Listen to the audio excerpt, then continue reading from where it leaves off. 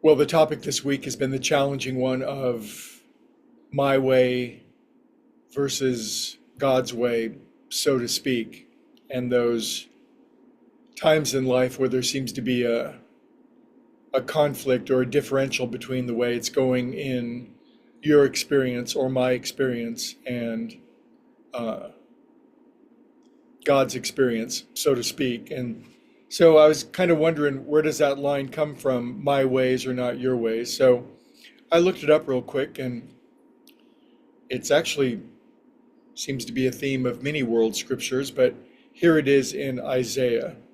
And Isaiah is probably my favorite Old Testament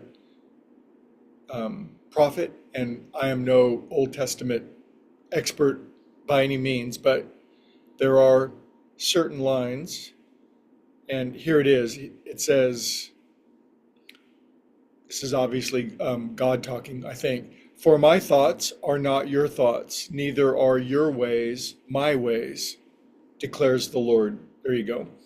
For as the heavens are higher than the earth, obviously, so are my ways higher than your ways, and my thoughts than your thoughts.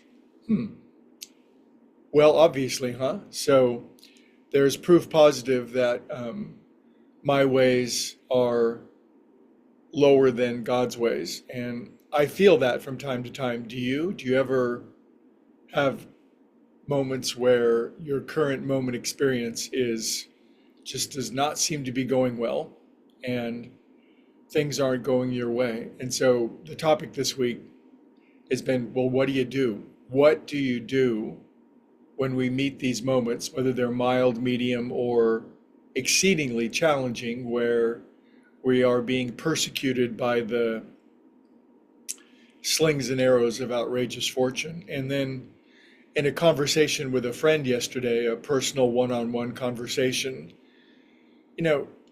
he was speaking of his own persecutions of self. And so the word persecution reminded me that one of the most paradoxical lines in all of Scripture, but it's a beatitude, and it says this: blessed or blessed are those who are experiencing the persecutions of self. We are in a blessed condition when we are undergoing the spiritual warfare on the inside, and we are undergoing the persecutions when our inner voices and our inner experience and our inner feelings are reviling us, persecuting us, hating on us, disparaging us, tempting us to discouragement or anger or pity or worry. And yet infinite consciousness makes it very clear at the start of the Sermon on the Mount.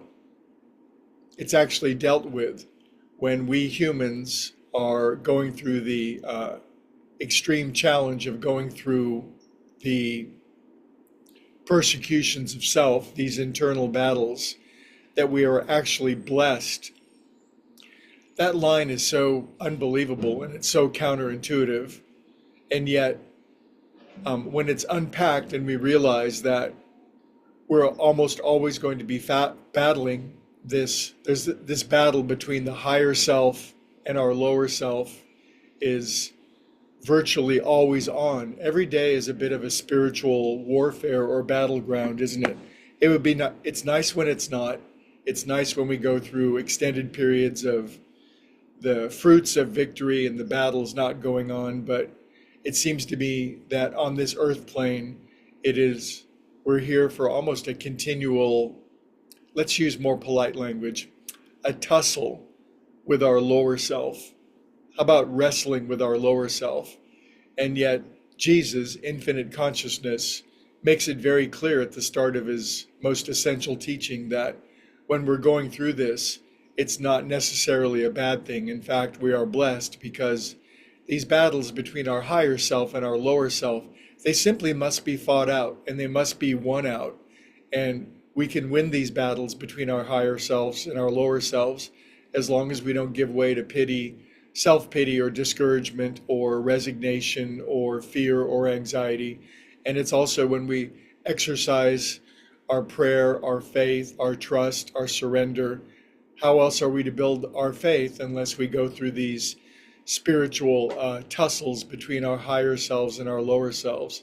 So if anything happens to not go your way today, just remember that that's a blessed and fortunate condition, because God's ways are not our ways, and that if we are humble, willing, patient, diligent, and willing to engage these spiritual battles one more time, sooner or later we will win out, and we will find that in the future, although we will be fighting different battles, we won't be having to fight these small battles anymore. We will have won out and achieved higher spiritual condition, because that beatitude does go on to say that all the great ones, the prophets, the illumined ones who have overcome, have undergone this same developmental stage of consciousness where they are persecuted by their inner self. So I hope that you're not, but if you are, make good use of it, and we'll see you tomorrow and we'll wrap up this topic. Have a great day, everybody.